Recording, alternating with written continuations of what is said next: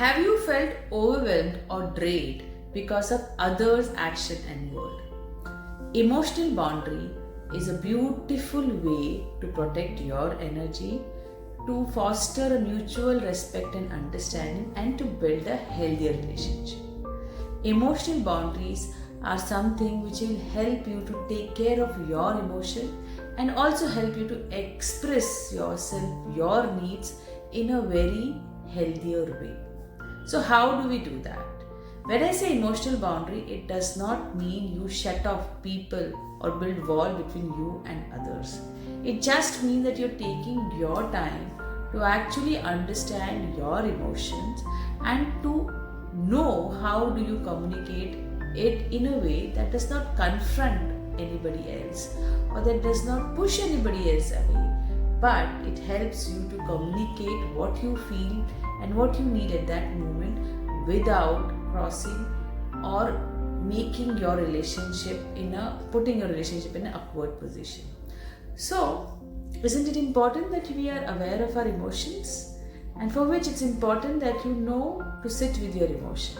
So when you build an emotional boundary, it is not being selfish. It is just to take care of your own self.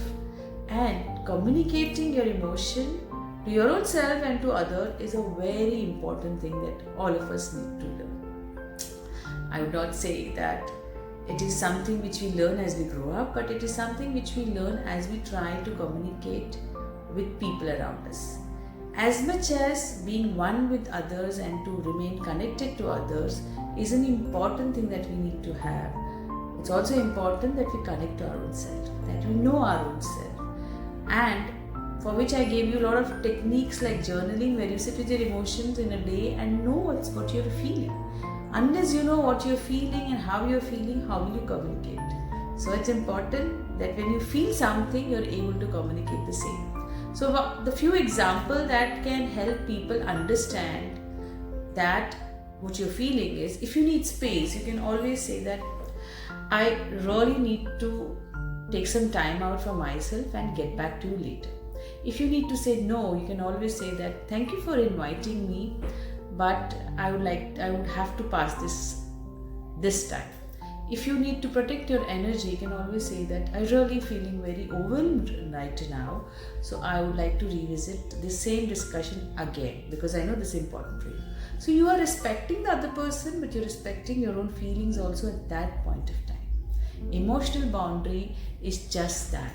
It just helps you to recognize your emotion and communicate that to the other person in the same way. And taking a pause, taking a space, really trying to understand your emotion is an important part of it. In the surge of our emotions which are taking over us, we tend to speak out and communicate things which we don't want to, because we want to protect ourselves and we want to protect other person also from our emotional upsurge which is coming. And in that bargain, we tend to end up hurting others and really behaving in a way which we don't want to behave. So it's very important that you understand your triggers, you understand your limitation, you understand your emotion and do value and respect your emotion and communicate same to the other person. Isn't it a beautiful way to build a healthier relationship? Because if you're able to communicate what you feel, that will actually make the relationship more authentic. It will always make the person trust you more, and you need to be consistent when you say that some things are not okay with you.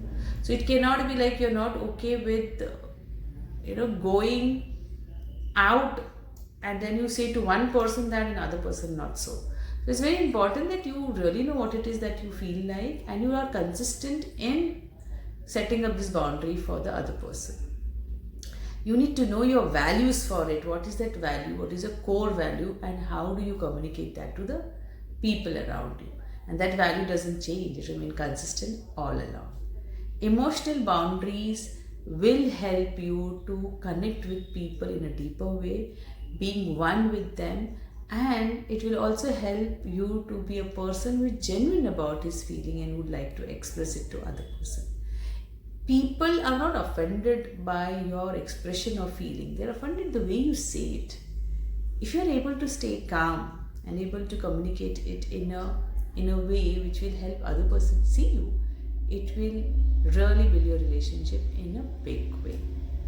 Hope this video helped you to see where are you building boundaries. Is it the emotional boundaries that you're building, or you're just trying to protect yourself at the cost of harming others?